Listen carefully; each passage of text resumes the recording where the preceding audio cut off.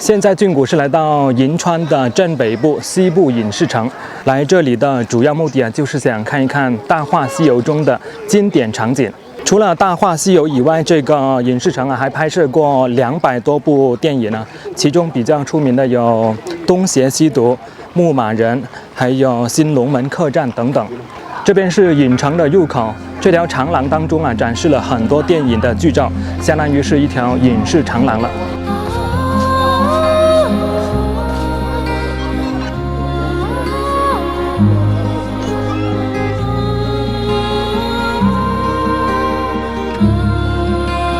在长廊的旁边是种了很多的向日葵。正北部除了是一座影视城以外，它也是一座真正意义上的古城。你看后面就是明清时期的古城墙了。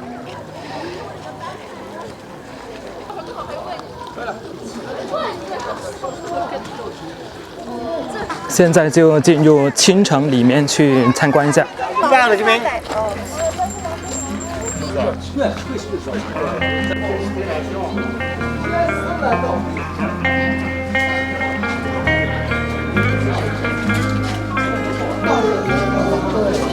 《大话西游》总共是有2部电影，《月光宝盒》与《大圣娶亲》，我已经想不起来看了多少遍了，大概有几十遍了吧。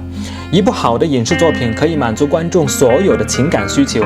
一开始我以为这是恶搞《西游记》的搞笑片，被里面的各种桥段逗得哈哈大笑，搞笑的情节令人久久不能忘怀。过了几年，偶然间我又看了一遍，那时我觉得这是一部爱情喜剧片。至尊宝为了知道晶晶姑娘自尽的真相，用月光宝盒穿越时光，回到500年前，却发现这个时候心里面装的却是另外一个人，但是却骗自己不是。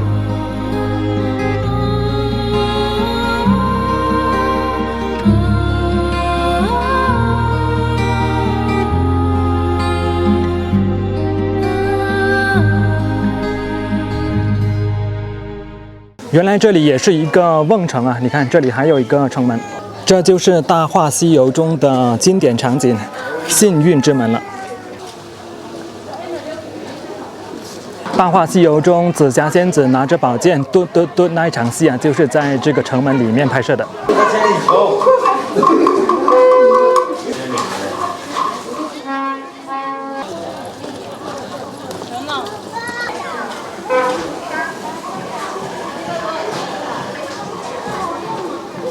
《大话西游》中西洋武士吻别的场景，这个场景可以说是整部电影当中最经典的一幕了。走进青城之后，我发现里面的建筑比那些真正的古镇还要更像是古镇一样。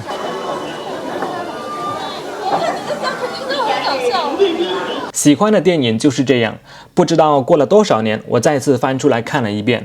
这一次我发现这是一部悲剧。一个一心只想做个平凡人的至尊宝，在即将收获一段10000年的爱情之际，却给自己最爱的人紫霞仙子点了3颗痣在脚底下。这一刻注定了他就是要跟唐三藏去西天取经的孙悟空。紫霞仙子猜到了自己的真命天子会驾着7彩云朵来接她，但是却猜不到故事的下半场。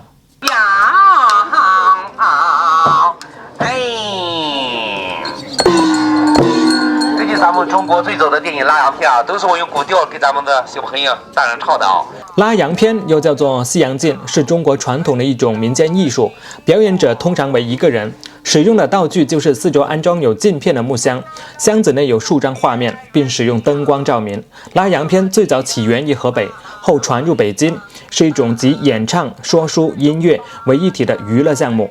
现在这种娱乐形式给到人们的就是怀旧，更有一种时光穿梭的感觉。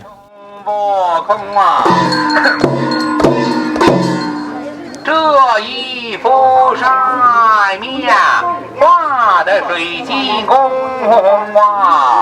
后面这座建筑大家应该有印象吧，就是《大话西游》里面的蜘蛛精的澡堂。也可能是30-50年，等着等着我等人出现就离开了。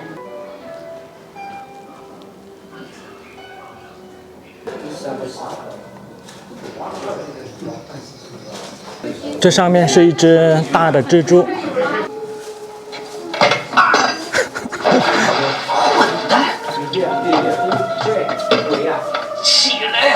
少在我面前装帅，我告诉你，少来这一套！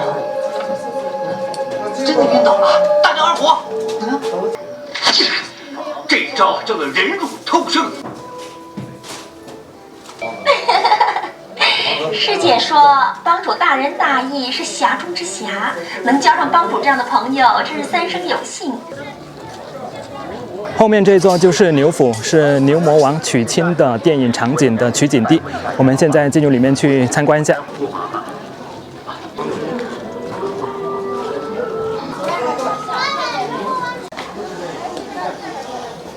这座房子其实就是为拍电影而布置的，但是呢，看起来啊，比真的古建筑还真啊。所以说，制作电影道具的那些工作人员呢，真的是非常专业。好多紫霞仙子。这里就是后花园，非常经典的电影场景。一个吸引亿万目光的经典场景呢，就是在一个如此简单的后花园里面拍摄的。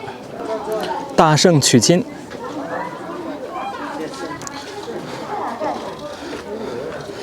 爱你1万年啊！快点，在家这样吧。快点给他。我先把这个。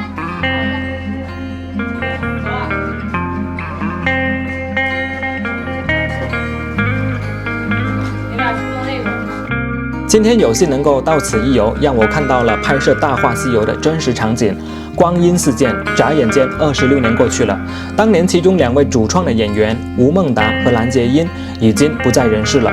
那一句如果能够给这份爱情加上一个期限，我希望是1万年，这也仅仅是希望而已。这世间哪会有1万年的爱情呢？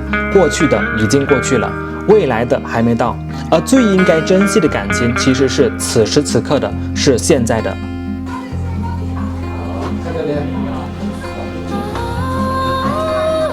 就只要剑露出来就行，人都不用露出来。对，不是啊，就不用这样。有好多紫霞仙子的服装组。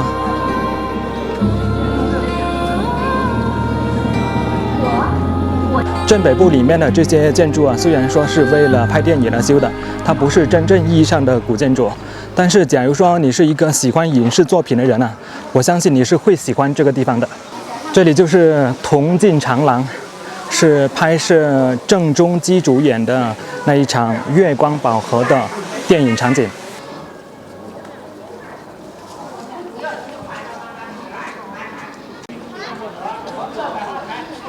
这后面就是盘丝洞了，也是《大话西游》里面的经典场景，但是跟电影里面的那个看起来不大一样。这里面太黑了，基本上什么都看不见。乐陶陶手工制作，人鬼情未了啊！那个人好像一条狗啊，就是在这里取景的。